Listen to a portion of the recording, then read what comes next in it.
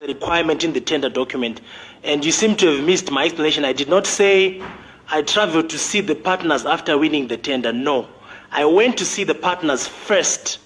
Then we agreed to put a bid together with their balance sheets, with their profiles, because the tender document is not just 5 pages. It's more than 1,000, 2,000 pages explaining how you're going to put the solar farm, which is then marked. And then they say, yes, this explanation is correct. These people can do it.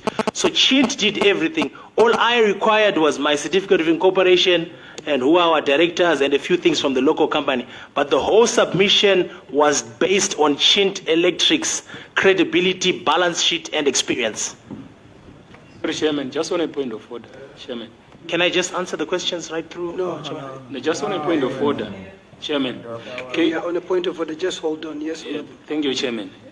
I think, like what Mr. Jiva just said, so can we safely say his company, Intertrek, was just a briefcase company?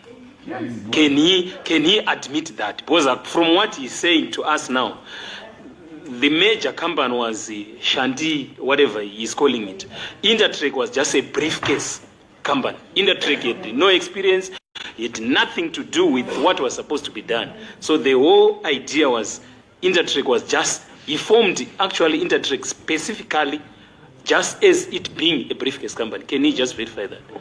I think that question has been asked by Honorable